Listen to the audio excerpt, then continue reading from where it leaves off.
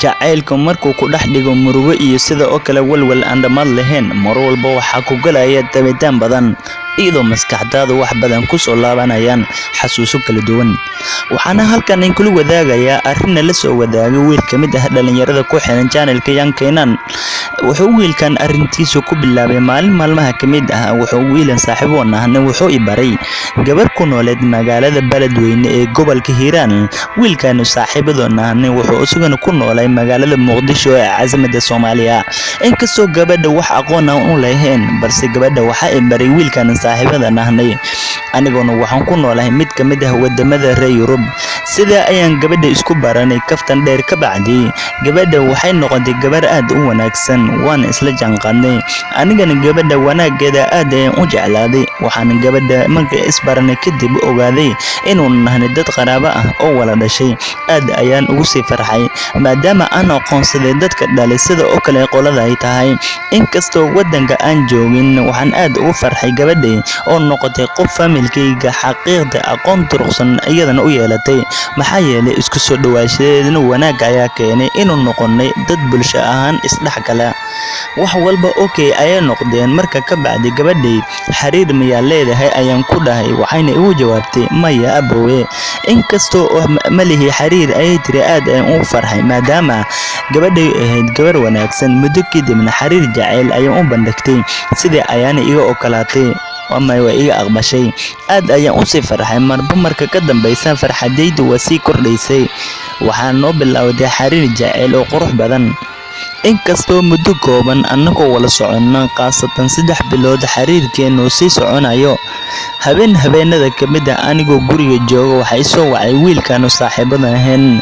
inkastoo wiilka xiriirkeena jacayl gabadha igala dhaxay wax badan uu ku ogaa. markaas ayuu ugu yiri saaxiib heblaayo mayaa kala harteen. anigana maya ayaan ugu jawaabay maxaa yeelay saaciido ka hor ayaan wada hadlayna. markaas ayuu u yiri wax ayaan ku soo darayaa ee bal fiiri. wuxuu ii sheegayaa ayuu ii soo diray waa sawirada waxa igala muuqanaya u yiri wiilka nala soo wadaagay qisadani gabadha aan jeclaa. sidoo oo kale wiil kale inkastoo qoraalka ku qorna aan akhrimin hase ahaatee wiilka ayaan ku dhahay waa maxay waxaad ii soo dirtay. markaas ayuu ugu yiri fariinta ku qorna akhri saaxiib. waayahay ayaan ku sii dhahay. aad ayaan fariinta u laabtay marar kala duwan. sawirka inkastoo uu ahaa sawir aroos waxaana dareemayay qoraalka ku qoran inuu ahaa mid habaniyeed iyo sida oo kale ama dhacay. wallahi aniga markaas aad ayaan u naxay mayaarad jabtay oo kale ayaa noqday. gabadha ayaan wacay waa iga qaban weysay balse sawirkii ayaan u diray. waxaan dhahay waa maxay waxaani. daqiiqado kadib ayaa gabadha sidii igu soo jawaabtay sawirada sida oo kale qoraalkii aan u diray.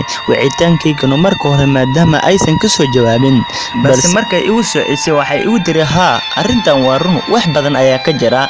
aad ayaan u sii qarxay waxaana ku dhahay abaayo sooma ahayn dad anaga xiriir wanaagsan oo naga dhaxeeyay. waa maxay waxaad ii sheegayso ayaan u sii raaciyay.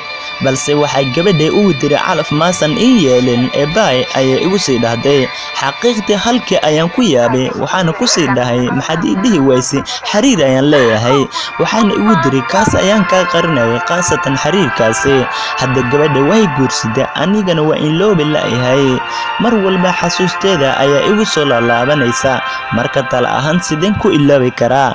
midda kale gabar waliba oo isdhaho baro waxaan aaminsan yahay oo neydayda ka dhadhacsan inaan u malaynayo inaan noqonayso sida gabadha hore oo kale oo ay qiyaamaysay.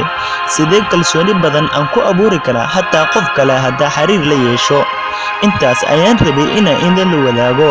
waxaana jeclahay inaad talo iga siisaan xalkan. waxaan wiilka la wadaagnay talo aan isdhihi karno wax badan way ka bedeli kartaa xaaladda uu ku jiro. talada uun siina waxay u dhacaysay sida tan. xiriirku waa wax jira jacaylkuna waa guul ama waa guul darro. balse qof kasta wuxuu jecel yahay inuu guuleysto. qisadaada waa mid xanuunkeeda leh laakiinse marxalad kasta waxaa lagaga gudbaa samir iyo dulqaad badan. maadaama maanta gabadha ay noqotay marwo la qabo sida oo kale ay ku qiyaantay oo ballamihii aad wala gasheen kaaga baxday. haddaba waxaa ku furan dhowr wado oo naftaada xal u noqon kara. waxaa marka koowaad ogaadaa inay gabadhaas wadada ay martay in mid la mid ah gabar kasta aad barato aysan ku marsiin karin. maxaa yeelay sida shanta farood ay u sineen ay dumarkana u kala duwan yihiin ama ay u sineen.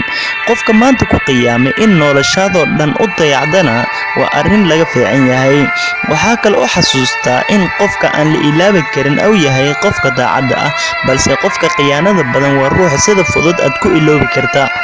Waxaad gabadha ku iloobi kartaa xaaladaha soo socda isla markaasna noloshaada badbaado u noqon karaa.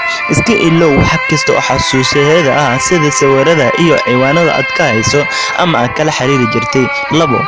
Salaad kasta oo tukato oo Alle ka bari inuu qalbigaaga ka madoobeeyo gabadhaasi. 3. Waqtiyada oo jaaniska u badan yahay isku day inaad naftaada maaweeleyso si cidlo aan u dareemin, isla markaasna aad noqoto qof mashquulsan. 4. Iska baloogareey meelaha aad isleedahay waad ku arkaysaa sida lambaradeeda iyo sidoo kale meelaha kale aad ka wada xiriiri jirteen.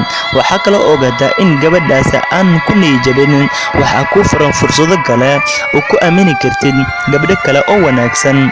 Ma aha noloshaada in u dayacdo hal qof oo ku khiyaanay. Dhibaatada gabadha aad kala kulantana cashir bay ku baraysaa. Kaliya ogow inaad tahay qof nool oo weli aan quusanan, balse weli aad raadinaya farxadda qof kale oo daacad ah.